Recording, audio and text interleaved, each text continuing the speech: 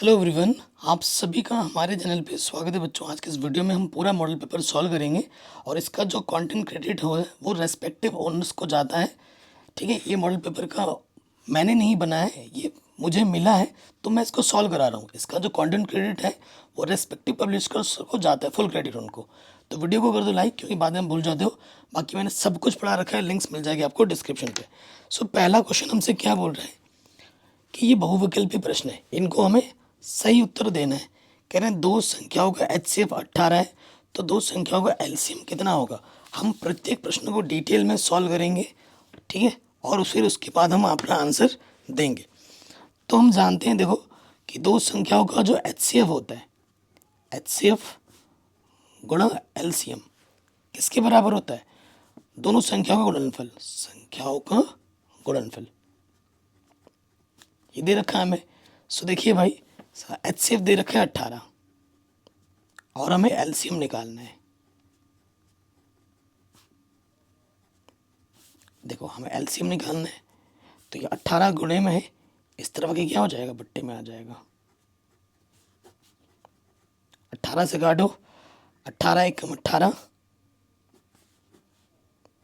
ठीक है। कितना बचा, 18 एकम 18, और ये 5 और इधर से 2, 72 हो गया। 18 चौके 72, ठीक है। तो यहाँ आ गया 14 गुणे 594।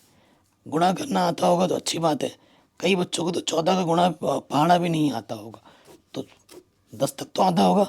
4 चक्को 16, हासिल लगा 1, 4 नम 36, 36 और 1 37, हासिल लगा 3, 4 पंजे 20, 20 और 3 23। एक का हो गया, एक से करो, 1 चौके 4, 1 नंबर 9, 1 पंजे 5, अब जोड़ दो 6, 7 और 4 11, हासिल लगा 1, 9 और 3 12 और 1 13, हासिल लगा 1, 5 और 2 7 और 1 8, ये आ जाएगा 8 3 1 6, 8 3 1 6। ऑप्शन नंबर ये जो सी है वो बिल्कुल सही हो जाएगा। ठीक, आगे बढ़ते हैं।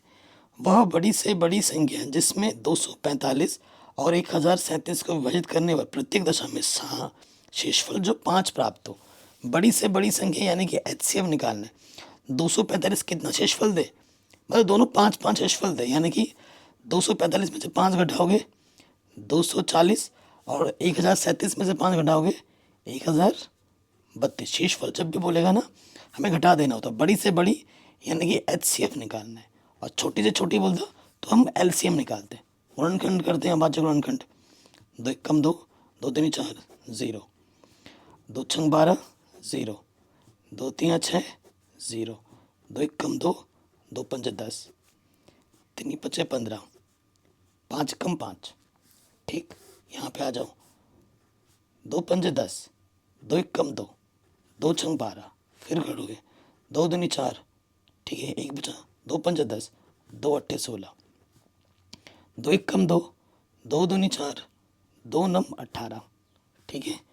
फिर ये किससे कटेगा, 3 से कटेगा, 3 चौके 12, 3 तिया 9, और फिर ये 43 एकम 43। हमें क्या बोला है, HCF निकालना है। HCF निकालने के लिए देखो क्या करना है, जो संख्या है 240, 2 कितनी बार, 1 2 3 4, 2 है 4 बार, 3 है 1 बार, 5 है 1 बार, और 1032 में 2 है 3 बार, 3 है 1 बार, 43 है 1 बार। तो जो संख्या दोनों में हमें वो लेना है HCF निकालने के लिए, 2 भी दोनों में और 3 भी दोनों में। तो जो दोनों में उसकी मिनिमम पावर ली जाती है, तो 2 की मिनिमम पावर है 3 और 3 की मिनिमम पावर है 1। तो 2 को 3 बार गुणा करेंगे, 2 दूनी 4 दूनी 8, 8 तियाँ 24। सो आपका उत्तर आ जाएगा 24। ऑप्शन नंबर सी बिल्कुल सही हो जाएगा। कहीं पे भी डाउट हो या दिक्कत हो, आप प्रश्न को दोबारा ज़रूर देखें। कह रहे हैं द्विघात बहुपद में अधिक से अधिक शून्यों की संख्या कितनी होती है। द्विघात बोला है तो अधिक से अधिक 2 ही तो शून्य होंगे। अगले प्रश्न में आ जाओ। कह रहे हैं ये जो समीकरण है, मूलों का योगफल क्या होगा। मूलों का योगफल मतलब अल्फा प्लस बीटा, जिसका सूत्र होता है -b/a। ठीक, जो द्विघात समीकरण में दे रखा है, द्विघात समीकरण में क्या दे रखा है, 5x² -3x + 2 = 0। तो यहाँ a के स्थान पर क्या है 5, b के स्थान पर है x का गुणज -3 और अचर पद हमारा है 2, तो इस सूत्र में रख दो b के स्थान पर -3 और a के स्थान पर 5, तो माइनस माइनस प्लस 3/5। ठीक है, आंसर क्या आ जाएगा 3/5। कहीं दिख रहा है 3/5? ऑप्शन नंबर पहला सही हो जाएगा। कह रहे हैं ये जो पांचवा क्वेश्चन है इसका विभक्तिकर क्या होगा, तो समीकरण देखो क्या दे रखा है, 3x² माइनस का 2x प्लस 1/3 बराबर 0। तो a के स्थान पर क्या है हमारा x² का गुणज 3, b के स्थान पर x का गुणज -2 और c के स्थान पर अचर पद 1/3। हमें निकालना है विभक्तिकर। तो विभक्तिकर का जो सूत्र होता है d बराबर वो होता है b² माइनस के 4ac। तो b हमारे पास क्या है, देखो b हमारे पास -2 है, स्क्वायर 4, a का मान 3, c का मान 1/3। 3 से 3 घटा, माइनस का वर्ग प्लस होता है 2 दूनी 4, यहाँ से 4 एकम 4 घटाएंगे तो क्या हो गया 0। तो विभक्तिकर का मान होगा 0। ये हमें हमारा उत्तर मिल गया। आगे बढ़ते हैं अगले प्रश्न में। कह रहे हैं इस AP का 30वां पद कौन सा है, इस AP का 30वां पद कौन सा है। छठे प्रश्न में देखो AP का जो प्रथम पद है 10 है, शार्वंतर क्या होता है, दूसरे पद में से प्रथम पद घटाओ, दूसरा पद है 7, प्रथम पद है 10, तो 7 में से 10 घटाएंगे -3। हमें 30वां पद निकालना है, ए 30 है तो एक कम कर देते हैं, a + 29d। a का मान है 10 और d का मान है -3। ठीक, तो ये आ जाएगा 10 29 या 87, आंसर आ जाएगा -77। क्या आ जाएगा -77। ठीक है, कह रहे हैं AP का कौन सा पद 78 है। ठीक है, कौन सा पद 78 है, मान लेंगे nवा पद 78 है, an 78 है, हमें n निकालना है। a क्या है हमारे AP का प्रथम पद 3, शार्वंतर क्या होता है, दूसरे पद में से प्रथम पद घटा दो 5। ठीक है, हम जानते हैं an बराबर क्या होता है, an बराबर होता है a + n-1 गुणा d। सूत्र में रखो मान, an हमारे पास है 78, a हमारे पास है 3, n ज्ञात करना है और d हमारे पास है 5। प्लस का इधर के माइनस का हो जाएगा, 78 में से 3 घटाओगे तो 75 बचेगा। ये 5 गुणे में इधर के बट्टे में आ गया, 5 से काटोगे 5 एकम 5, 5 बचे 25। ठीक, माइनस का 1 इधर के प्लस का 1 हो गया, तो n का मान आ गया 16। n का मान कितना आ गया 16 आ गया। ऑप्शन नंबर बी हमारा बिल्कुल सही हो जाएगा। आगे बढ़ो, कह रहे हैं चित्र में ये जो आपको चित्र दिख रहा है आपको, कह रहे हैं EF जो है वो BC के समानांतर है और AE/BE का मान 4:1 है और CF या 1.5 है, तो AF की लंबाई बतानी है, AF की लंबाई बतानी है। अगर किसी त्रिभुज में एक भुजा दूसरे के समानांतर होती है तो उनके संगत भुजा का अनुपात बराबर होता है थेल्स के प्रमेय से। तो AE/AB किसके बराबर होगा, AF/FC। देखो AE अनुपात का मतलब क्या होता है, बट्टे में क्या दे रखा है 4:1, 4/1। AF हमें निकालना है, AF को x मान लो, FC हमें दे रखा है 1.5, x एकम x और 15 चौके 60, 0.1 स्थान के बाद x का मान आ जाएगा 6 सेंटीमीटर। कितना आ जाएगा 6 सेंटीमीटर। ऑप्शन नंबर बी बिल्कुल सही हो जाएगा। ओके, आगे बढ़ो,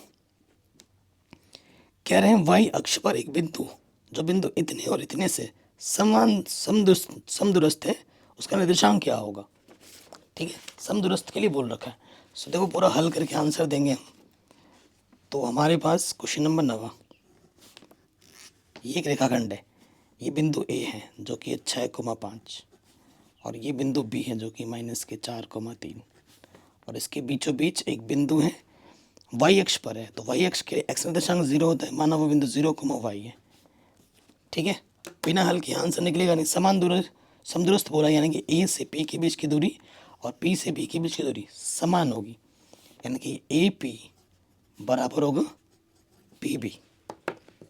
ठीक, दो बिंदुओं के बीच की दूरी का सूत्र लग जाएगा। देखो ये x1 माइनस x2 का वर्ग y1 माइनस y2 का वर्ग। ठीक, अब इसमें लगेगा x1 minus minus plus x2 का वर्ग y1 माइनस y2 का वर्ग। ठीक है, अब इसको हल करो। देखो इधर भी अंडर रूट है, इधर भी अंडर रूट है, वर्क करना पड़ेगा। वर्क करने पर अंडर रूट दोनों तरफ से हट जाएंगे। ठीक, तो अंडर रूट हट गया, यहाँ से 6 में से 0 घटाओगे तो 6 बचेगा, 6 का वर्ग 36। इसको खोल दो, ए का वर्ग 5 का वर्ग फिर बी का वर्ग माइनस के 2ab। यहाँ से भी अंडर रूट हट गया, 4 का वर्ग कितना हो गया 16। इसको खोलोगे, ए का वर्ग प्लस बी का वर्ग माइनस का 2ab, 2 3 6। कोई दिक्कत नहीं है, इधर वाई स्क्वायर है इधर वाई स्क्वायर कटा, और संख्या को एक तरफ ले जाओ बाकी सबको दूसरी तरफ। देखो 16 और 9 25, 25 से 25 भी कटा। ठीक है, सो यहाँ से देखो 36, यहाँ 36 बचा, और कुछ तो इधर देखो माइनस का 6y प्लस का 10y इधर रखे, माइनस का 10y इधर रखे प्लस का 10y, 10 में 6 घटाओगे 4y, 4 9 36। तो y का मान क्या आ गया 9, तो y का मान यहाँ रख दोगे तो 0,9 आंसर आ जाएगा। 0,9 ऑप्शन नंबर पहला वाला बिल्कुल सही हो गया। अगले प्रश्न में आ जाओ। कह रहे हैं अगर कॉस थीटा का मान इतना है 1/b तो टेन थीटा का मान क्या होगा। ठीक है, दो तरीके से इसको हम निकाल सकते हैं। देखो कॉस थीटा में दे रखा है a/b, हमें टेन थीटा निकालना है, तो टेन थीटा बराबर क्या होता है साइन थीटा बट्टे कॉस थीटा। ठीक है, तो अगर हम साइन का मान निकाल लें और फिर यहाँ रख दें तो बात बन जाएगी। और अब जानते हैं साइन थीटा बराबर क्या होता है under root 1 minus cos square theta, यही होता है। कॉस थीटा का मान है a/b स्क्वायर, तो स्क्वायर लगा दिया, ए का वर्ग a स्क्वायर बी का वर्ग b स्क्वायर, तो ये हो जाएगा b square Ekam b square minus a square बट्टे में b स्क्वायर। राशिफल लेके हल कर दिया, इसकी गुणा इसके साथ इसकी गुणा इसके साथ, और ऊपर तो वर्गमूल बाहर नहीं आ सकता क्योंकि माइनस में, और बी स्क्वायर का बी आ जाएगा। ये मान मुझे मिल गया साइन का, उठाकर यहाँ रख दूंगा। साइन थीटा का मान है under root B square minus A square बट्टे बी, और कॉस थीटा का मान है a/b, इसके बट्टे में बी इसके बट्टे में बी कटा, ऊपर से बचा B square minus A square बट्टे में ए। ये हमें टेन थीटा का मान मिल गया। तो देखो बी स्क्वायर माइनस ए चाहिए बट्टे में, ऑप्शन नंबर डी सही हो जाएगा। ठीक, अगले प्रश्न में आ जाओ। क्वेश्चन नंबर कौन सा है हमारा, क्वेश्चन नंबर ये हमारा है 11वां। तो देखो 9 अभिनिष्ट है सर्वसमीका में से, ये सेक स्क्वायर और यह टेन स्क्वायर। तो ये एक सर्वसमीका है, इस सर्वसमीका का मान क्या होता है 1 होता है, 9 एकम 9, आंसर क्या आ जाएगा 9। कहीं पे भी डाउट हो या दिक्कत हो आप प्रश्न को दोबारा ज़रूर देखें। अगले प्रश्न में आ जाओ। हमसे क्या बोला जा रहा है कि 6 सेंटीमीटर वाले एक वर्ग के अंतर्गत खींचे जा सकने वाले वृत्त का क्षेत्रफल क्या होगा। ठीक है, हमसे क्या बोल रहा है 6 सेंटीमीटर व एक वर्ग देखो इसकी भुजा है 6 सेंटीमीटर 6 सेंटीमीटर 6 सेंटीमीटर 6 सेंटीमीटर। अगर हम इसके अंदर वृत्त बनाएंगे पूरे इसको टच करेगा तो वृत्त का व्यास क्या होगा, व्यास होगा 6 अधिक से अधिक, तो त्रिज्या क्या हो जाएगी इसकी आधी हो जाएगी 3 सेंटीमीटर। ठीक, हमें क्या बोला क्षेत्रफल निकालो वृत्त का क्षेत्रफल, तो सूत्र क्या होता है पाई आर स्क्वायर। पाई का मान नहीं रखना है, सब में पाई रखा हुआ, आर का मान क्या है 3 है, 3 3 9 पाई, 9 पाई सेंटीमीटर स्क्वायर। ये हमें हमारा उत्तर मिलेगा 9 पाई centimetre square, option number D. आगे बढ़ते हैं। कह रहे त्रिज्या आर के एक वृत्त के कोण थीटा वाले त्रिज्याखंड के संगत चाप की लंबाई बतानी है। तो चाप की लंबाई का जो सूत्र होता है वो तो थीटा बटे 360 2 पाई आर, सीधा सीधा फॉर्मूला पूछा है आपसे। ठीक, ये भी हो गया। अगले प्रश्न में आ जाओ। कह रहे किसी बिंदु P से जो त्रिज्या 5 सेंटीमीटर वाले एक वृत्त के केंद्र से 13 सेंटीमीटर की दूरी पर है, वृत्त पर दो स्पर्श रेखाएं पी क्यू और पी आर खींची गई हैं, तब चतुर्भुज का क्षेत्रफल क्या होगा, ये आपको बताना है। अब आपको दिमाग दौड़ाना है और फिर बनाना है। देखो, किसी बिंदु पी से जो देखो हमारे पास एक वृत्त है, ठीक है। किसी बिंदु पी से जो वृत्त के जो त्रिज्या 5 सेंटीमीटर वाले 5 सेंटीमीटर त्रिज्या वाले एक वृत्त के केंद्र ओ से 13 सेंटीमीटर दूर है,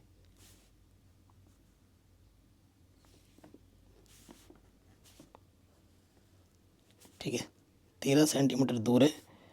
आ, वृत्त पर दो स्पर्शिकाएं खींची गई हैं, पी क्यू और पी आर। किसी बिंदु पी से जो 5 सेंटीमीटर केंद्र से 13 सेंटीमीटर दूर है, वृत्त पर दो स्पर्शिकाएं खींची गई हैं, एक है पी क्यू एक, और एक ही है ये आर। पी क्यू आर, हमसे बोला पी क्यू ओ आर, तो इसका क्षेत्रफल क्या होगा, ठीक है। ये हमसे पूछा है इसका क्षेत्रफल क्या होगा। ओके, सो थोड़ा सा स्मार्ट बनना पड़ेगा आपको उसके लिए, क्योंकि ये जो त्रिभुज है और ये जो त्रिभुज है वो आपस में सर्वांगसम है। और आप जानते हैं प्रमेय 10.1 के अनुसार यहाँ पर 90 अंश का कोण बनेगा और यहाँ पे 90 अंश का कोण बनेगा। ये हमें पता है पहले से, ये 5 सेंटीमीटर दे रखा है, 5 सेंटीमीटर दे रखा है, तो ये भुजा हमें नहीं पता, आधार नहीं पता, क्योंकि एमसी का डायरेक्ट कर सकते हो।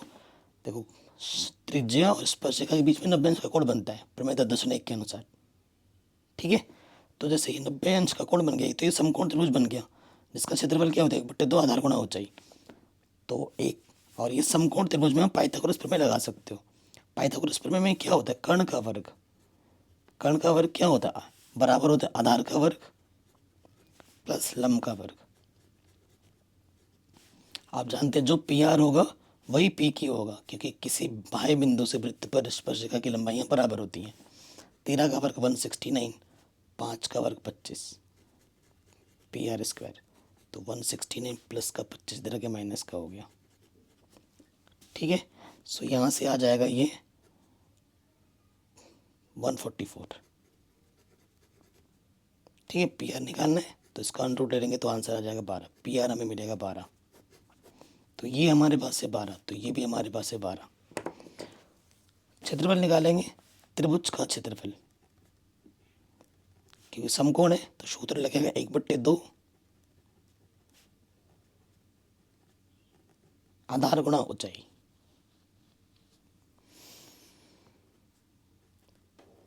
ठीक है। आधार हमारे पास क्या है 12, ऊंचाई हमारे पास है 5, ठीक है।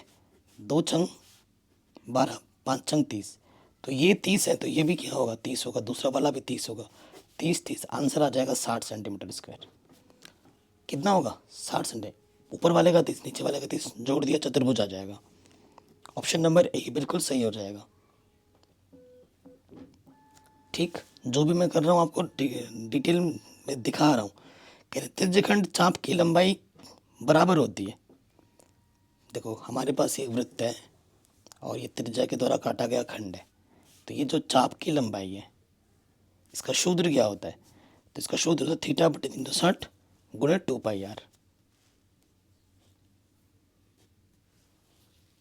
त्रिज्यखंड चाप की लंबाई,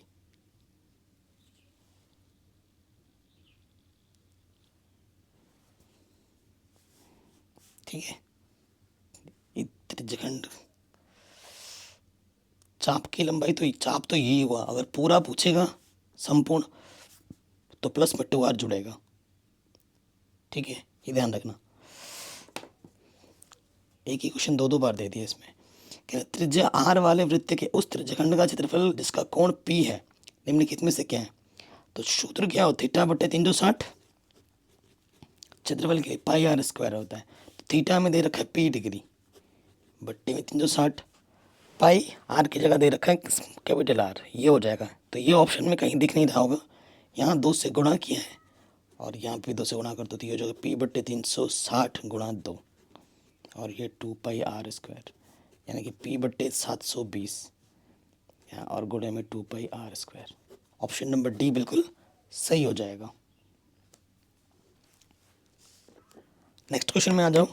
क्वेश्चन क्या बोल रहे हैं, एक लंबवृत्तीय बेलन के आधार पर क्षेत्रफल 9 पाई सेंटीमीटर स्क्वायर है, तो इसके आधार का व्यास क्या होगा। तो देखो ये हमारे पास बेलन है,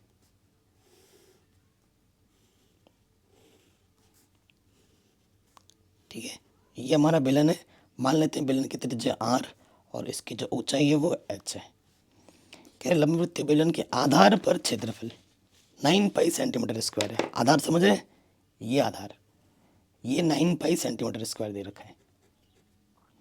और आधार क्या है, वृत्त के क्षेत्रफल के बराबर, यानी कि पाई आर स्क्वायर के बराबर दे रखा है। तो पाई से पाई कटा, आर स्क्वायर बराबर आ गया 9, तो आर का मान क्या आ जाएगा, वर्गमूल, 9 का वर्गमूल 3 आ जाएगा, 3 सेंटीमीटर। ठीक है, ऑप्शन नंबर बी बिल्कुल सही हो जाएगा।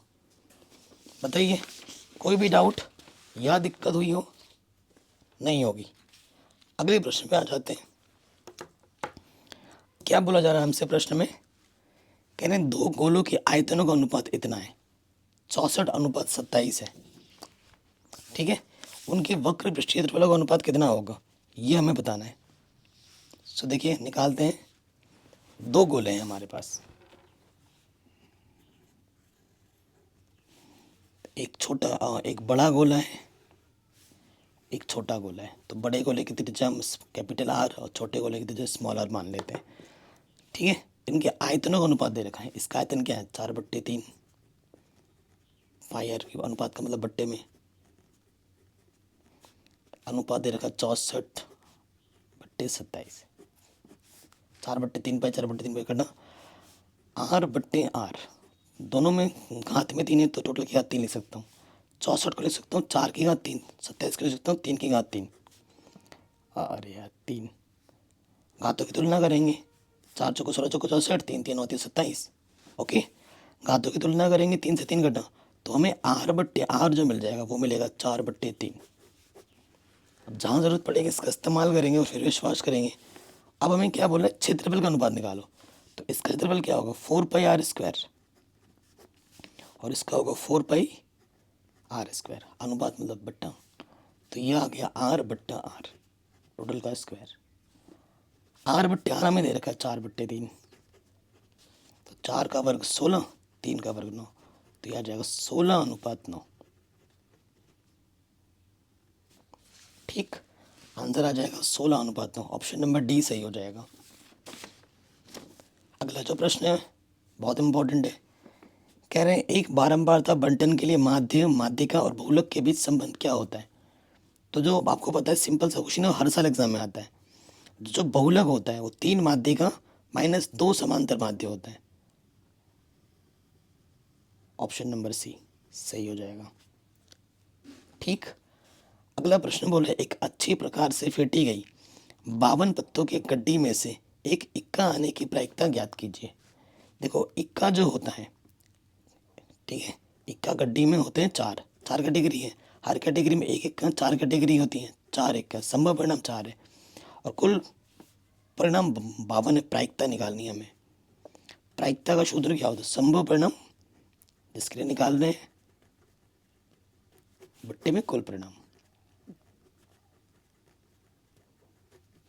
संभव परिणाम 4, कुल परिणाम 52। 4 कम 4, 4 3 12, 1/13 आ जाएगा आंसर। ऑप्शन नंबर हमारा जो सही हो जाएगा वो हो जाएगा सी ऑप्शन। बताइए यहाँ तक कोई डाउट या कोई भी दिक्कत हो, नहीं होनी चाहिए। अगले प्रश्न में आ जाओ, वेरी वेरी इंपॉर्टेंट है। कह रहे सिद्ध कीजिए 2 - 5 √5 एक अपरिमेय संख्या है। ठीक है, तो हम इसका उल्टा मान लेते हैं। वर्णनात्मक प्रश्न है हमारा, फर्स्ट का क। तो मान लेंगे, माना 2 - √5 एक परिमेय संख्या है।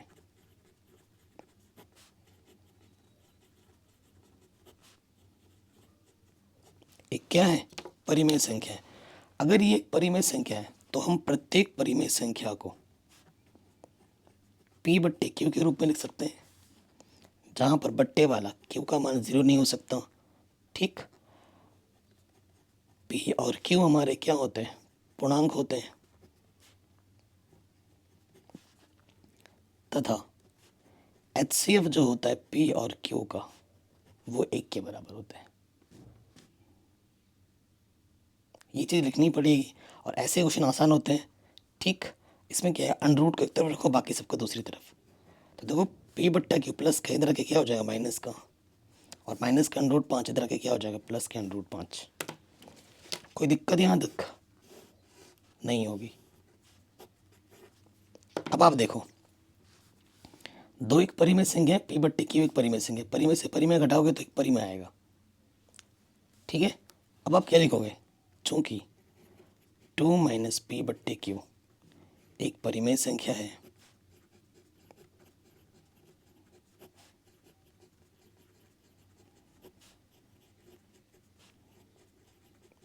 तथा हम जानते हैं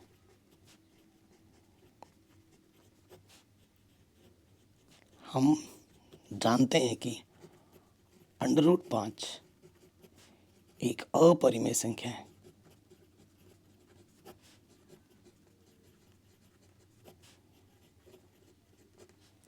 ओके, सो बताओ ये परिमेय संख्या और अपरिमेय संख्या कभी बराबर हो सकती है?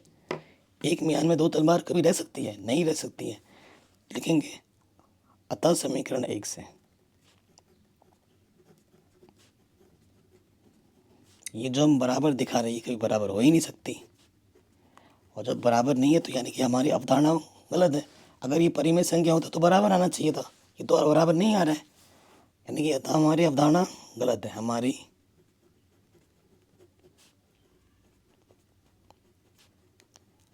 अवधारणा गलत है। इसलिए 2 माइनस अंडर रूट 5 एक अपरिमेय संख्या है।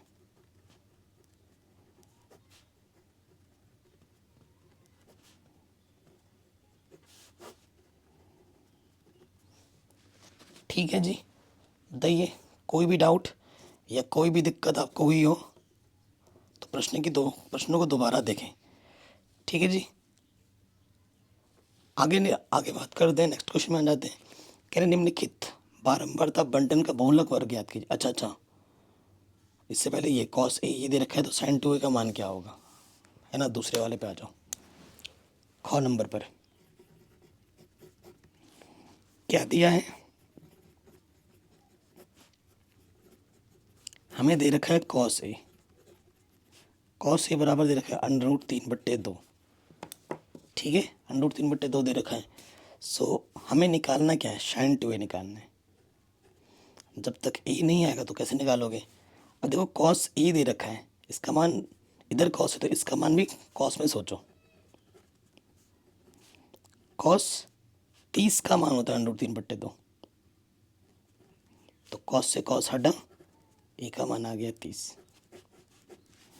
अब ए का मान यहाँ रख दो,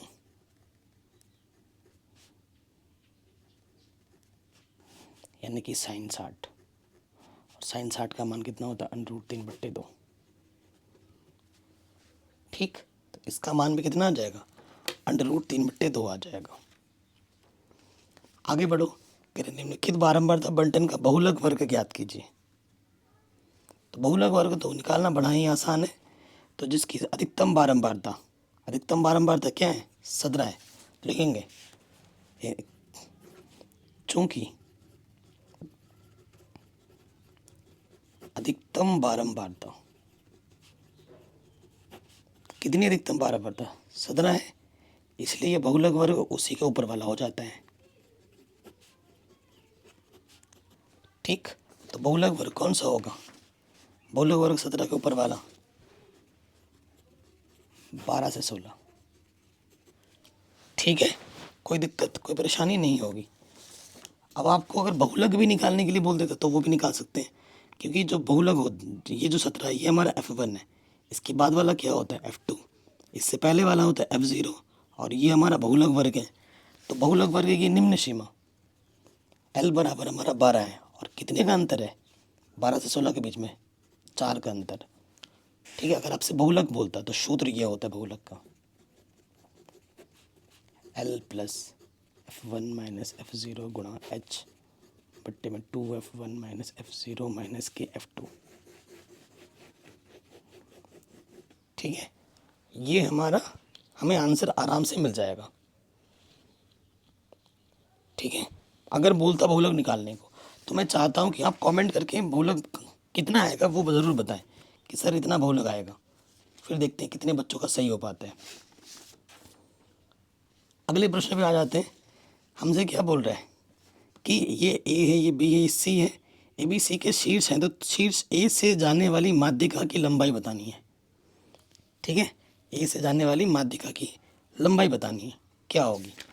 सो देखो पहले, शानदार क्वेश्चन है। ये त्रिभुज है हमारे पास। ठीक, ए हमें दे रखा है, ऐसा चित्र भी बनाना है एग्जाम में, 5 माइनस 1। बी हमें दे रखा है माइनस के 3 माइनस के 2 और सी हमें दे रखा है माइनस के 1,8। कह रहे हैं ए से जाने वाली माध्यिका, ए से माध्यिका डालो, ये माध्यिका है।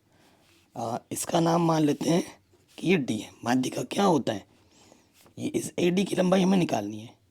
ठीक है, ए डी की लंबाई निकालनी है और ये डी क्या है, ये डी है मध्य बिंदु। माध्यिका बोला है ना, ये मध्य बिंदु किसका, ए सी का, तो इसके निर्देशांक पहले निकालने पड़ेंगे एक्स वाई। चूंकि डी क्या है, डी है मध्य बिंदु बी सी का, जिसका सूत्र होता है x1 प्लस x2 बट्टे 2, एक्स निर्देशांक के लिए, और y के लिए होता है y1 प्लस y2 बट्टे 2। ठीक, तो x1 क्या है मेरा माइनस का 3, x2 क्या है मेरा माइनस का 1 बट्टे 2, y1 है -2, y2 है 8 बट्टे में 2। तो -3 -1 माइनस के 4 बट्टे 2 और 8 में से 2 घटाएंगे 6 बट्टे 2। काटो, 2 दूनी 4, 2 3 6। तो जो डी बिंदु आ जाएगा वो आ जाएगा -2,3। ठीक है, प्रश्नानुसार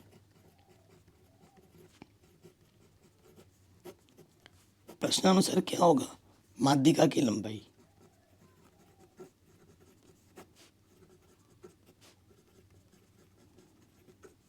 माध्यिका की लंबाई ए डी बराबर, मतलब ए और डी के बीच की दूरी, सूत्र होता है x1 माइनस x2 का वर्ग प्लस y1 माइनस y2 का वर्ग। ठीक है, x1 कितना है 5, x2 कितना है माइनस के 2, तो माइनस माइनस प्लस, y1 कितना है माइनस के 1, y2 कितना है 3। तो 5 और 2 7 का वर्ग, -1 -3 -4 का वर्ग, 7 49, 4 चौको 16, माइनस का वर्ग प्लस हो जाता है, 15 हासिल लगा 1 65। तो यहीं पे छोड़ देंगे इकाई, √65 इकाई, ये हमें हमारा माध्यिका मिल जाएगा। ठीक, कोई दिक्कत परेशानी नहीं होगी, आराम से बन गया। आगे बढ़ते हैं अगले प्रश्न में। क्या बोल रहे हैं कि सिद्ध कीजिए कि बेलन के आयतन का दुगुना उसके वक्र पृष्ठ और आधार की त्रिज्या के गुणनफल के बराबर होता है। क्वेश्चन नंबर ये हमारा अंगा है। सो देखो भाई, हमसे क्या बोला, बेलन का दुगुना, तो पहले बेलन बना लेते हैं एक।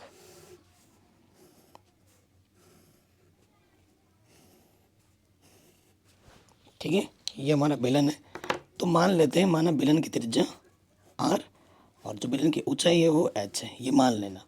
माना बेलन की त्रिज्या r तथा ऊंचाई h है। ठीक है, प्रश्न में क्या बोला है, बेलन के आयतन का दुगुना, तो पहले हम निकालते हैं। चूंकि बेलन का आयतन क्या होता है, सूत्र 1/3। अरे यार, शंकु का होता है 1/3, बेलन का आयतन तो होता है सिंपल πr²h। ठीक है, ये बेलन का आयतन होता है। अब क्या बोले, उसके वक्र पृष्ठ और आधार की त्रिज्या के गुणनफल के बराबर होता है। ये समीकरण 1 मान लिया। अब देखो, वक्र पृष्ठ, बेलन प्रश्नानुसार बेलन का वक्र पृष्ठ गुणा किसके बोल रहे हैं, आधार की त्रिज्या। प्रश्न जो बोल रहे हैं आधार की त्रिज्या। तो बेलन का वक्र पृष्ठ क्या होता है, बेलन का वक्र पृष्ठ होता है 2πRH।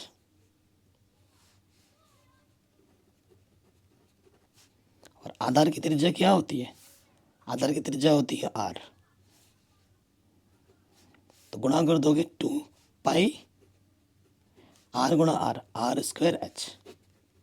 तो प्रश्न में क्या बोल रहा है, और ये πR² H किसके बराबर है, ये बेलन के आयतन के बराबर है। तो प्रश्न में यही बोला है कि बेलन के वक्र पृष्ठ को उसके आधार की त्रिज्या से गुणा करोगे तो बेलन के आयतन का दुगना होता है। हो गया सिद्ध, यही प्रूफ करना था, हैंस प्रूफ्ड।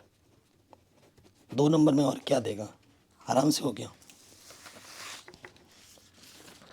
अगले प्रश्न में आ जाओ, हमसे क्या बोल रहा है, कह रहे हैं दो संख्याओं का अंतर 26 है, एक संख्या दूसरी संख्या की 3 गुनी है, उन्हें ज्ञात कीजिए। ये क्वेश्चन बहुत इजी है और हर साल एग्जाम में आ जाता है, ठीक है। 4 नंबर, देखो भाई हमारे पास दो संख्या, तो एक बड़ी होगी एक छोटी होगी, ठीक है। तुम बड़ी संख्या को x मान लो और छोटी संख्या को y मान लो। तो माना बड़ी संख्या x तथा छोटी संख्या y है, ठीक है। प्रश्न में क्या बोला है, दोनों का अंतर, तो यहां लिखेंगे प्रथम शर्तानुसार।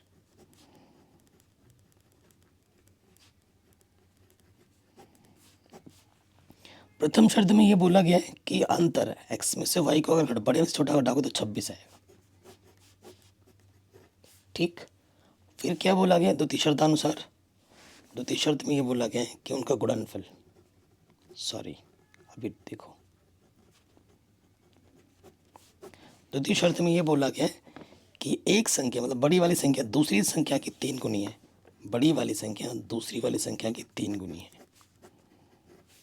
अब x का मान उठाकर रख दो समीकरण 1 में, x का मान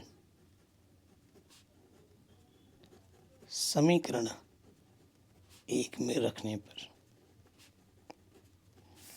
रख देंगे यहाँ से, तो ये हो जाएगा 3y माइनस के y, ठीक है। तो 2y बराबर 26, तो 2 गुणे में इधर के बट्टे में आ जाएगा, 2 1 कम 2 2 3 6, तो y का मान क्या आ जाएगा 13, y का मान क्या आ जाएगा 13, y का मान यहाँ रख दो, क्योंकि x आपके पास है 3y, तो ये रख दिया 13 3 39। तो बड़ी संख्या कितनी होगी, अर्थात बड़ी संख्या 39 होगी और छोटी संख्या 13 होगी, ओके। ये हमें हमारा उत्तर बड़े आराम से मिल जाएगा। कोई दिक्कत परेशानी हो तो प्रश्न को दोबारा देखें। आगे बढ़ते हैं, अब 4 नंबर वाले प्रश्न है, कह रहे हैं ग्राफीय विधि द्वारा दिखाइए कि रैखिक समीकरण निकाय इतना और इतना कोई हल नहीं रखता। मतलब ग्राफ खींच के बताना है, ग्राफ खींच के बताना है, इसका कोई हल नहीं है। तो देखिए कैसे होगा, 4 नंबर का प्रश्न है, क्वेश्चन नंबर दूसरे का क नंबर दिया है,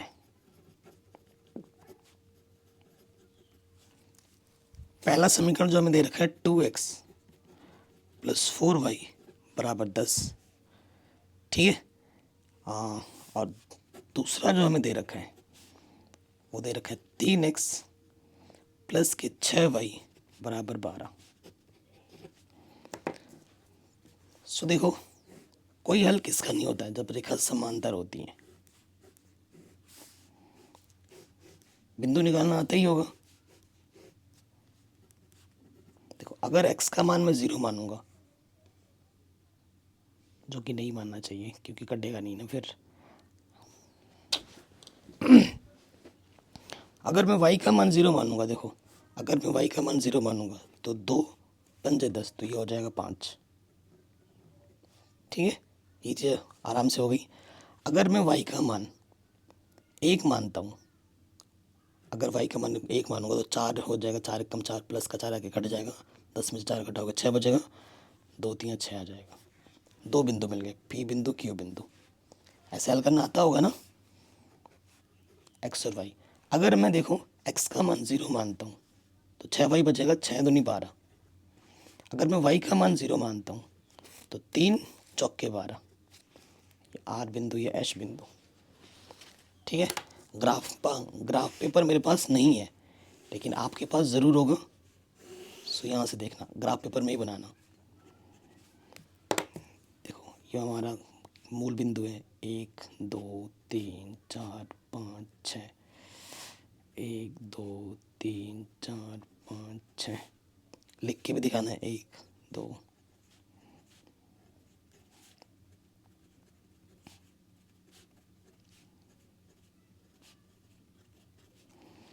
ठीक, पहले बिंदु पे आ जाओ। पहला बिंदु हमारा क्या है, एक्स पे 5 और वाई पे 0, ये बिंदु है हमारा पी। और दूसरा वाला बिंदु क्या है, एक्स पे 3 जाओ और वाई पे 1, मतलब यहाँ पर ये बिंदु हमारा क्या है, क्यू। इन दोनों बिंदुओं को मिलाते हुए हमें क्या खींचनी है, एक रेखा खींच देनी है।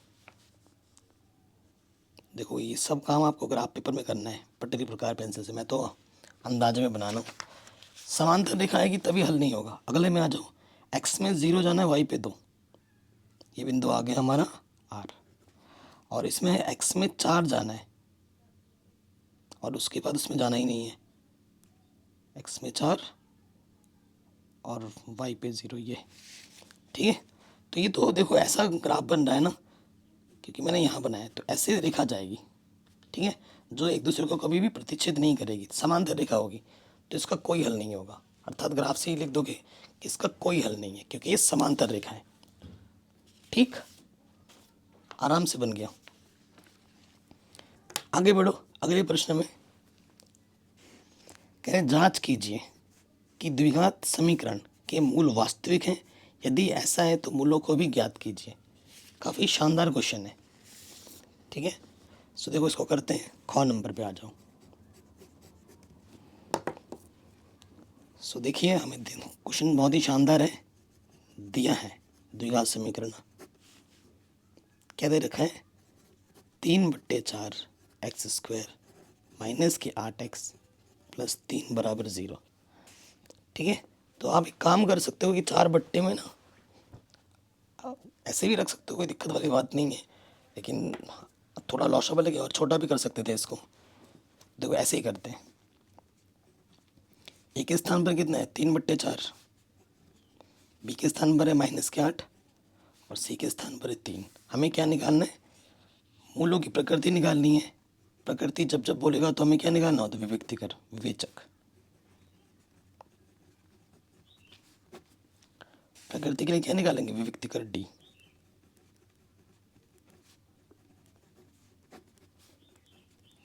जिसका सूत्र होता है b² - k4ac। बी हमारे पास है -8, 4 ए है 3/4, सी है 3, 4 से 4 घटा 8 8 64, नेगेटिव का पॉजिटिव हो जाता है, 3 3 9।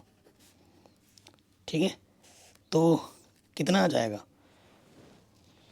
55। ठीक है, तो डी कितना आ गया, 55। तो यहाँ देखो आगे हल करेंगे, चूंकि डी का मान धनात्मक है,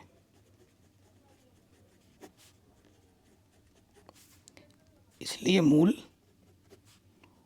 वास्तविक तथा भिन्न भिन्न है।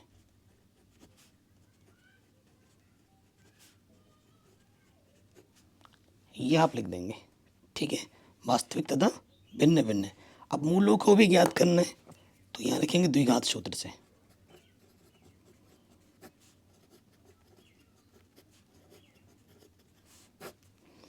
ठीक, द्विघात सूत्र से सूत्र क्या होता है, x बराबर माइनस का b प्लस माइनस √d/2 है। जब भी अभिव्यक्ति कर लगाते हो तो ये सूत्र लगा देना है। ठीक है, ये हमारा सूत्र होता है। तो देखो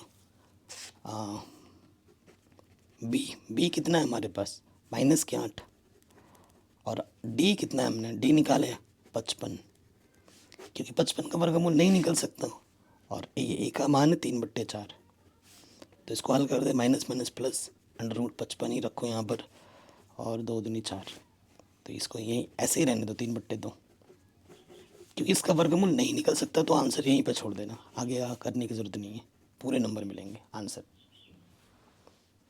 ठीक है, एक बार प्लस में लेना होता है, एक बार माइनस में लेना होता है।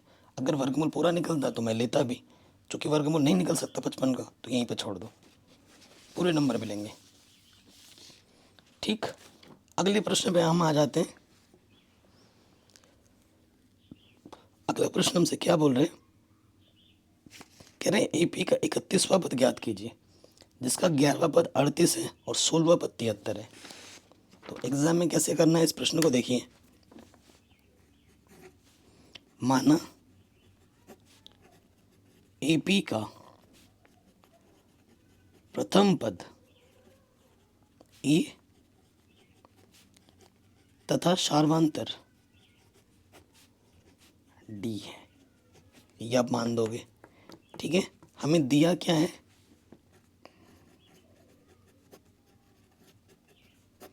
हमें जो दे रखा है 31वां पद, ये 31 हमें दे रखा है। अच्छा, 31 हमें ज्ञात करना है, 11वां पद और 16वां पद दे रखा है।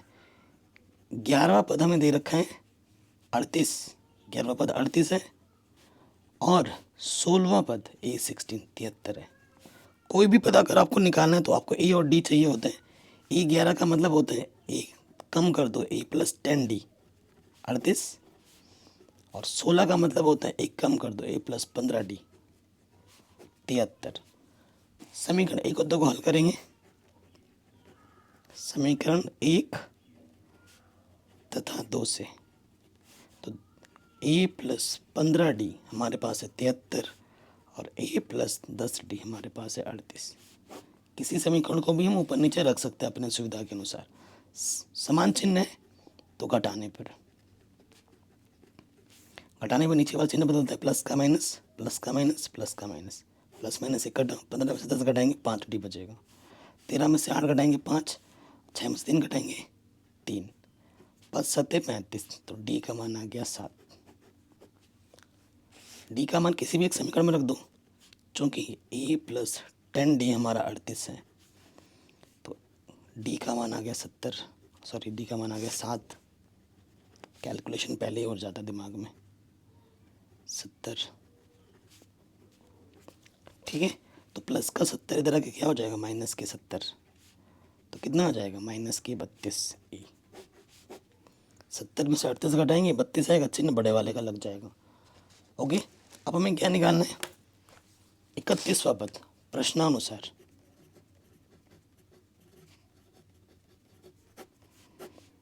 इकतीसवां पद ये हमें ज्ञात करना है। 31वां पद का मतलब होता है एक कम कर दो A + 30D, तो A का मान है -32 और D का मान है 7। 7 3 21, 210 में से 32 घटाओ तो 10 में से 2 घटाएंगे 8। ठीक है, तो यहाँ से आ जाएगा कितना, इसने हासिल दे दिया था, कुछ बचा नहीं, और